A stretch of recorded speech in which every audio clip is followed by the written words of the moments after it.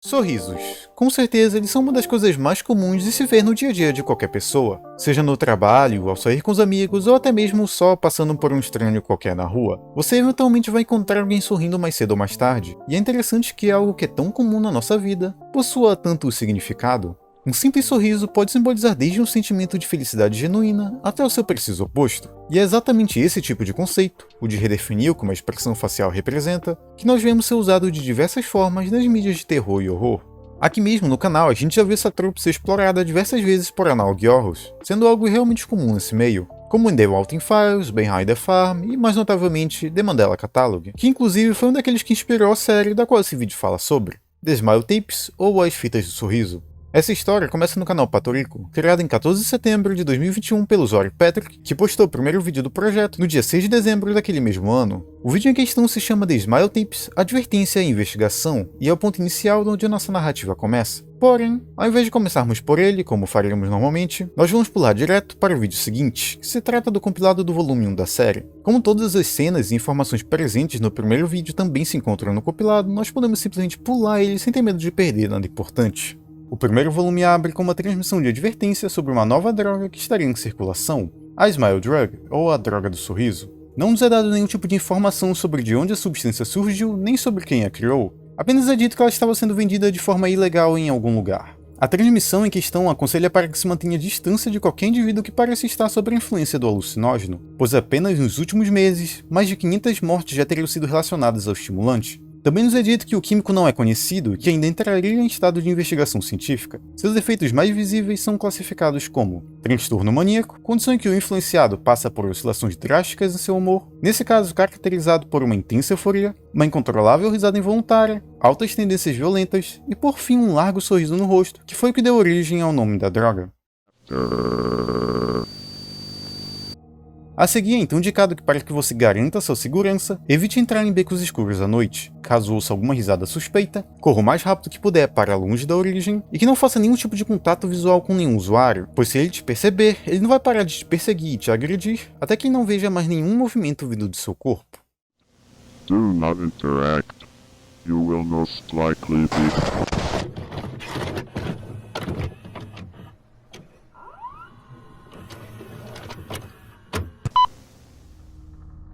A fita corta da transmissão de advertência para então mostrar a primeira edição do Diário de Investigação sobre a droga Smile.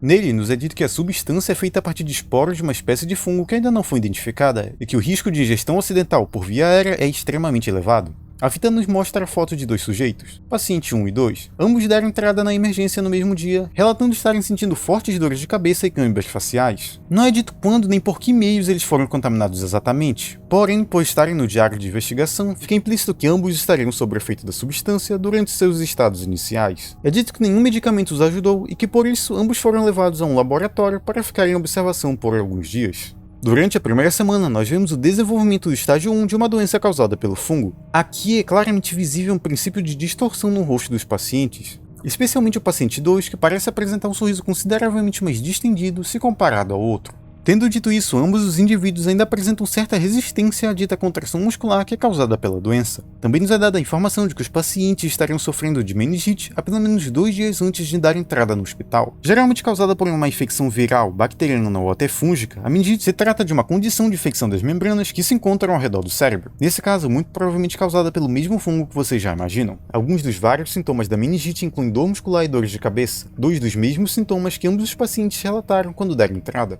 Vale citar também que a meningite pode causar dano neurológico severo, e também que, nesse caso, o patógeno age diretamente no cérebro do infectado, o que talvez seja o motivo do comportamento anormal que nós vimos ser descrito durante a fita de advertência. E ok, é óbvio que esses sintomas são muito fora do normal para serem causados por uma meningite comum, porém nesse caso, o agente causador dessa condição também claramente não é algo ordinário, sendo na verdade bem parecido com alguns dos vários tipos de doença que nós geralmente vemos em filmes, jogos e etc, que controlam a mente das pessoas e causam vários tipos de problemas, como o Tandivirus, por exemplo, um análogo horror que inclusive a gente já até abordou no canal.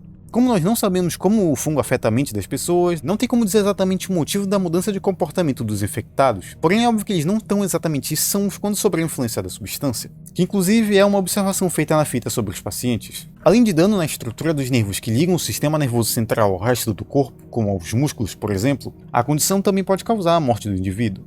Passando para a segunda semana, que equivale ao segundo estágio de contaminação, já não é mais visível qualquer resistência no rosto dos pacientes contra a contração muscular, visto que suas faces já se contorceram por completo em um largo sorriso. Além disso, o comportamento de ambos se tornou mais agressivo e predatório, contando também com mais risadas histéricas.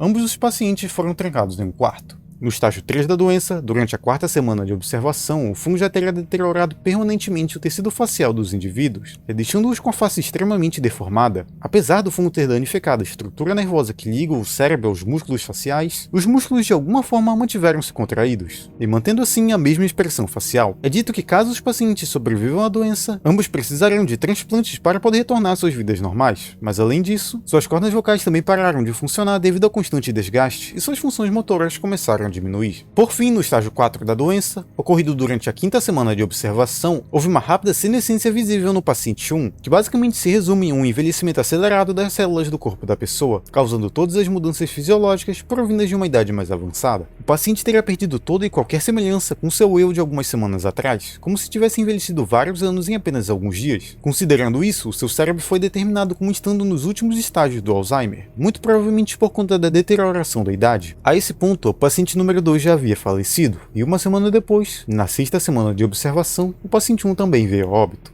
Passando para a próxima parte da fita, nos é mostrado informações sobre a autópsia do corpo do paciente 1. Fungos teriam sido encontrados em seus neurônios, secretando uma substância similar à acetilcolina, químico esse que tem, entre muitas outras funções, possibilitar a contração muscular local. Altas concentrações do fungo foram encontradas nas amígdalas, sugerindo que o fungo já teria tomado conta do local. Essa região do cérebro é responsável por definir e regular emoções, como felicidade, tristeza, medo, raiva e etc. E também por ativar o seu instinto de fuga ou luta, fazendo com que o indivíduo se torne agressivo ou amedrontado, algo que mais uma vez bate com o comportamento dos pacientes. Depois de 30 minutos do início da autópsia, foi notada uma expansão repentina de gás vinda da boca do paciente. Porém, na verdade, o que se suspeitava ser gás se revelou como uma nuvem de esporos fúngicos, levantando assim a possibilidade de que os dois agentes funerários presentes ali na sala poderiam ter sido contaminados.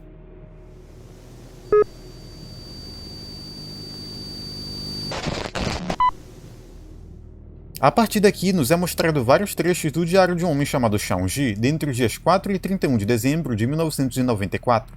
Logo 27, dia 4. Shaun saiu para fazer compras e, ao voltar para casa, um homem desconhecido atirou em sua cara algo parecido com farinha de trigo. Shaun não ficou bravo, mas sim confuso, e mudando de assunto, ele também disse que vai levar Max, seu cachorro, ao veterinário no dia seguinte, pois ele estava sem fazer nenhum som já há alguns dias.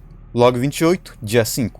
Shaun conta que teve um sonho estranho. No sonho, ele voava pelo espaço como se tivesse se tornado parte do universo. Ele então disse que acordou logo depois de ver um suposto homem. Esse homem. Com certeza, a história desse último log deve até ter trazido uma certa familiaridade para alguns de vocês. Isso porque, é claro, essa é uma direta referência ao This Man, ou Esse Homem. Uma lenda da internet que surgiu por volta do ano de 2008 como uma criativa campanha de marketing criada para um suposto filme que nunca foi realmente lançado. Dentro da história do universo do This Man, é dito que pessoas do mundo todo teriam visto esse homem aparecendo dentro de seus sonhos desde o ano de 2006. Porém, como ninguém sabia ao certo por que isso acontecia, 5 teorias sobre o fenômeno surgiram. Para ser sincero, a maior parte dessa história não é realmente muito relevante para a gente. Porém, tem uma coisa que é bem interessante sobre o assunto. A lenda de This Man surgiu com a criação do site thisman.org. Dentro desse site é possível encontrar alguns relatos anônimos que teriam visto tal homem enquanto dormiam. Isso dentro do universo da história, é claro. Há bastante coisa para se ler aqui, mas vamos focar só no que realmente é importante, que no caso é o segundo relato. Abre aspas. Eu sempre tive esse mesmo sonho de voar ao céu sobre a minha cidade e observar meus amigos lá de cima. Desde que eu me mudei para outra casa, eu comecei a ver esse homem enquanto eu voava. Nem todas as vezes que eu tenho esse sonho, eu o encontro, mas isso acontece muitas vezes. Ele voa também, mas nunca fala nada.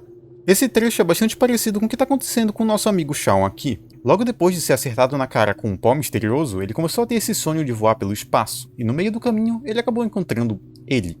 A partir desse ponto, já levando em consideração tudo que a gente já sabe sobre a droga, já seria possível assumir algumas coisas sobre a sua origem. Porém, como ainda tem muito vídeo pela frente, vamos só esperar mais um pouco antes de tentar dar uma explicação para tudo isso. Continuando com o vídeo, logo 29, dia 6. Max voltou a latir e parece bem, enquanto Shaun continua a ter o mesmo sonho de antes, o de voar pelo um espaço colorido até ver o homem. Mas dessa vez, o homem estava sorrindo.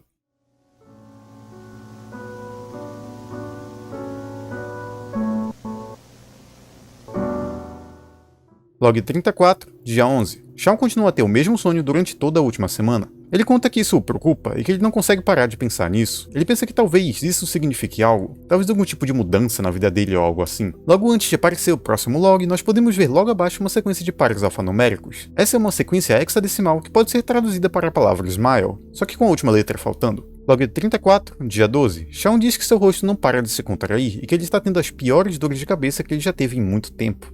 Log 39, dia 16, Shaun diz que está em constante agonia e que precisa ir ver um médico urgente. Log 40, dia 17, os médicos disseram que era apenas estresse e desequilíbrio eletrolítico, apenas alguns analgésicos e bastante água iriam bastar. Log 41, dia 18, Shaun diz que seu rosto dói como se alguém estivesse puxando os cantos da sua boca para cima. É difícil piscar e as pílulas não funcionam. Caso ainda não tivesse óbvio o suficiente, esse último log basicamente confirma que sim, Shaun está contaminado com o mesmo fungo presente na droga Smile. O que quer dizer que, seja lá o que foi aquele pó que atiraram nele no dia em que ele foi fazer compras, ele certamente contém o fungo. Muito provavelmente aquele pó é feito a partir da pulverização da droga em si ou do próprio fungo, mas isso ainda não tem como saber. Log 42, dia 22. Max subitamente veio a óbito. Shaun diz que não entende, pois ele parecia muito bem no dia anterior. É possível que Max também estivesse infectado pelo fungo, porém como não temos nenhuma descrição sobre o que a substância causaria em um cachorro, não tem exatamente como dizer se esse seria o mesmo caso. Tudo o que sabemos é que Max estava agindo de maneira estranha. Log 43, dia 25. Shaun conta que seus amigos diziam que ele parecia mais feliz ultimamente, mas que ele na verdade não estava, e estava sofrendo bastante durante aquele momento, tanto por conta da morte de seu amado cachorro, tanto por conta da própria dor física causada pela doença, que inclusive não pôde ser resolvida por nenhum medicamento. Shaun estava angustiado e triste, mas não conseguia tirar o sorriso do rosto. Log 44, dia 26. Shaun está alegre. Ele diz que se sente cheio de energia porque sentiu a aura daquele homem, seja lá o que isso significa exatamente. Ele conta que o homem o fez o transformar-se em alguém melhor e que por isso ele está feliz.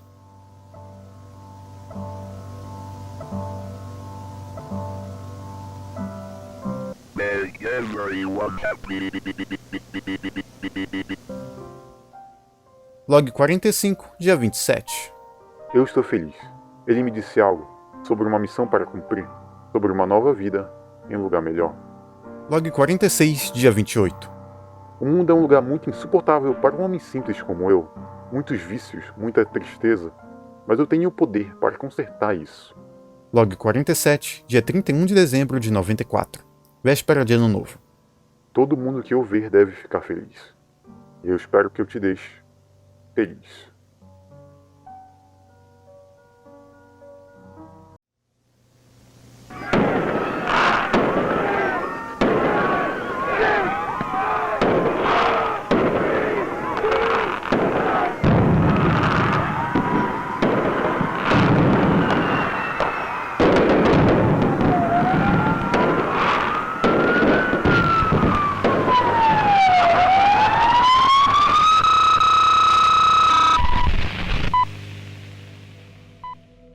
Na parte seguinte, nós vimos um relatório policial dizendo que Shaun Gomes cometeu um homicídio em massa com uma faca. Vamos lá, além da clara mudança de humor repentina do nosso amigo Shaun, essa parte tem bastante coisa estranha acontecendo. Primeiramente, o vídeo ainda não acabou, mas acho válido já pontuar algumas coisas importantes antes da gente seguir. Parece que Shaun não apenas parou de sentir dor com a doença, mas também parece que ele parou de se importar com basicamente qualquer outra coisa de ruim que estava acontecendo na vida dele durante aquele momento. No log 45 ele fala sobre algum tipo de missão que aquele homem teria dado a ele, algo sobre ter uma vida nova em um lugar melhor. Não fica claro o que ele quis dizer exatamente com isso, mas algo a se notar é que, bom, aquele homem falou com ele e, de alguma forma, abre aspas, transformou ele em alguém melhor. Também é possível notar uma mudança considerável na forma em que o Shaun fala sobre as coisas, principalmente por conta dos múltiplos erros de gramática e mudanças na escrita que antes simplesmente não aconteciam, já indicando talvez que o fungo estivesse afetando a sua mente de maneira profunda. Além disso, ele também demonstra um humor meio paradoxal, dizendo ora estar feliz, ora insatisfeito, e que, entre aspas, apesar do mundo ser um lugar insuportável, ele tem o poder de mudar isso, porque todos deveriam ser felizes, fecha aspas.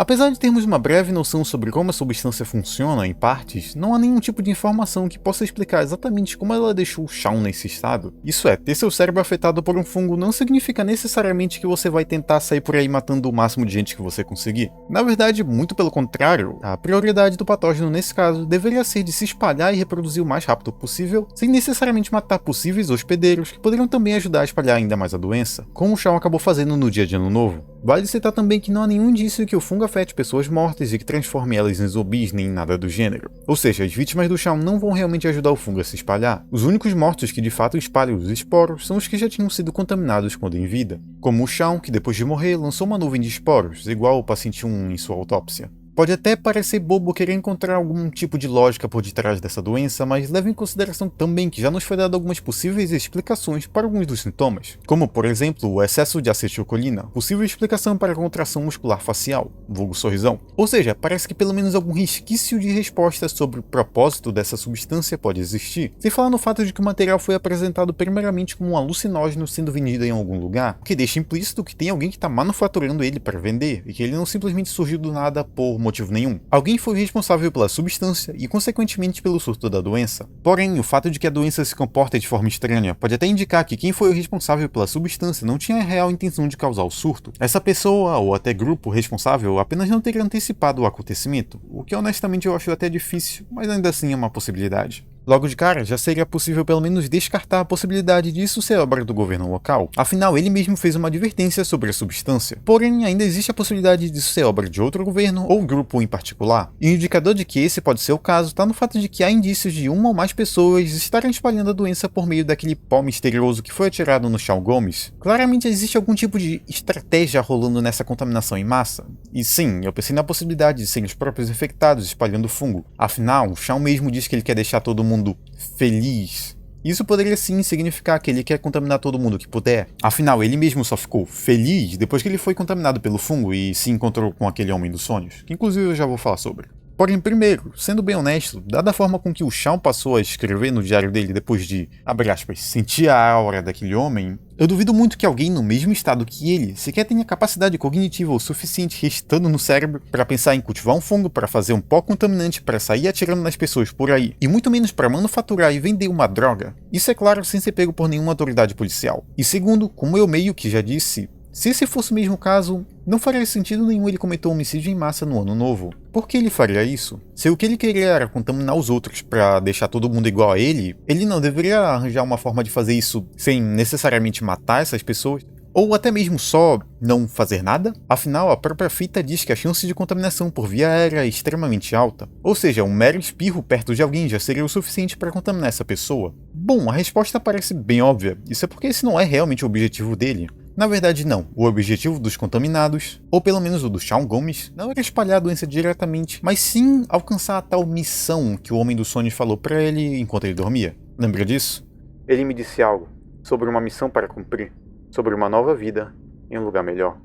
Sobre uma nova vida em um lugar melhor. Juntando isso com o fato de que o Shaun cometeu homicídio em massa, e isso, é claro, dizendo que todos ficariam felizes depois, não fica muito difícil imaginar o que estava passando pela cabeça dele naquele momento. É claro que esse homem nada mais é do que uma ilusão da cabeça do Shaun causada pelo fungo, porém é interessante de pensar o quão específico essa situação toda é. O fungo fez com que Shaun tivesse uma ilusão de uma pessoa que o convencesse de que matar os outros faz bem pra eles. E ok, no final das contas é só um fungo mexendo com a cabeça dele, mas eu me pergunto se todos os infectados têm esse mesmo sonho, ou se isso é algo exclusivo do Shaun. Infelizmente, apesar dos outros de fato apresentarem os mesmos sintomas do Shaun, como violência e etc., não tem nada nesse primeiro volume que me leve a acreditar que isso aconteça com todo mundo. Então, fica sendo como algo só do Shaun, pelo menos por enquanto.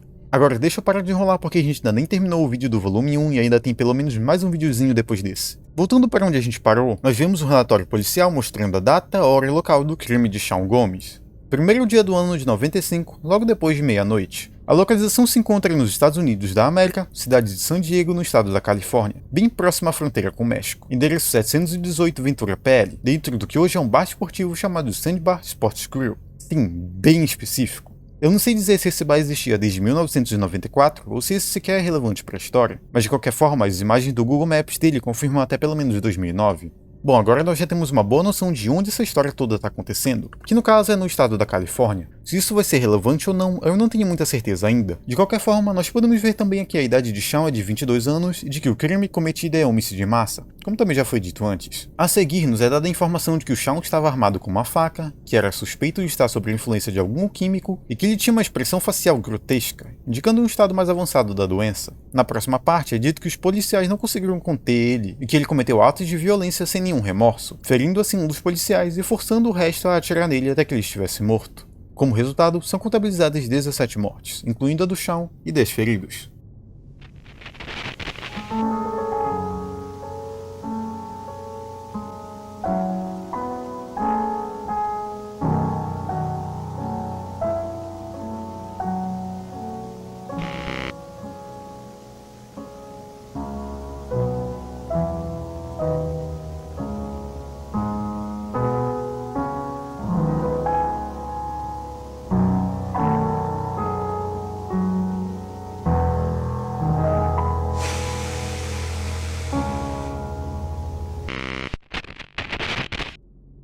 Bom, e agora sim nós finalmente podemos ir para o segundo vídeo da série, que se chama The Smile Tapes – História Distante. O vídeo em questão é bem curtinho, tendo só 2 minutos de duração. Ele basicamente fala sobre as possíveis maneiras de como a vida pode ter surgido na Terra e apresenta 2 teorias. A biogênese, teoria que sugere que as formas mais simples de vida surgiram de uma mistura de compostos inorgânicos dentro de fontes hidrotermais, e a panspermia, teoria que sugere que a vida microbial viaja entre planetas através de detritos quando corpos celestes se chocam. Por exemplo, um asteroide que foi originado de outra colisão com um corpo que já abrigava a vida antes, agora também carregará a vida. E caso ele se choque com outro planeta ou corpo com as mesmas condições necessárias para também abrigar a vida, esse novo corpo ou planeta é semeado com a vida que estava naquele asteroide. Isso basicamente implica que a vida na Terra pode ter vindo de outro planeta ou corpo que já abrigava a vida antes do nosso. E bom, bem quando o vídeo estava explicando justamente essa parte, a transmissão tem um glitch por 1 segundo e nós podemos ver algumas letras na tela. K-PG. Essas letras se referem a um evento de extinção ocorrido há aproximadamente 65 milhões de anos, a extinção do Cretáceo-Paleógeno, que na época foi responsável por dizimar uma boa parte das espécies da Terra, mais notavelmente os dinossauros. Continuando com a fita, os glitches continuam acontecendo, e por outro breve momento é possível ver a seguinte frase: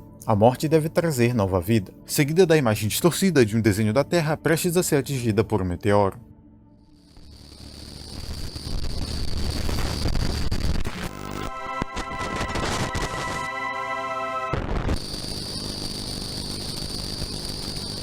Aqui nessa última parte é possível ver por um instante que esse vídeo teria sido feito para a escola de ensino médio de Nulo. Eu não encontrei nenhum lugar nem escola com esse nome, mas provavelmente também é um lugar na Califórnia. Voltando a falar sobre o meteoro, fica claro que isso não foi colocado aqui por nada. Na verdade, na área dos comentários do vídeo é possível encontrar vários usuários teorizando que a frase "a morte deve trazer nova vida" significa que o meteoro pode ter trazido o fungo de outro lugar do universo. Que não é só possível, mas como também explicaria o porquê dele ser algo tão diferente. Mas calma aí, se o fungo já está na Terra há 65 milhões de anos, por que ele só se tornou notável apenas por volta do ano de 94? Tem um grande intervalo de tempo entre os 2 eventos e não fica explícito o porquê disso, sem falar na distância entre os 2 lugares em que os eventos ocorreram, que apesar de não ser do outro lado do mundo, também não é exatamente pequena. É possível que talvez o fungo estivesse em estado inativo durante esse tempo todo, ou talvez que ele não contaminasse humanos até a data em questão, mas de todo modo ainda temos que levar em consideração o fato de que a fita dá muitas dicas de que esse surto não surgiu de maneira natural, mas sim pela mão humana. Talvez esse vídeo esteja apenas para explicar a origem do fungo, mas não necessariamente quer dizer que a origem dele e o surto de 94 estejam relacionados, até porque mesmo se esse fosse o caso, como se explicaria a Drosmile? E a pessoa que infectou Shaw com pó de fungo? Teria realmente alguém por trás disso?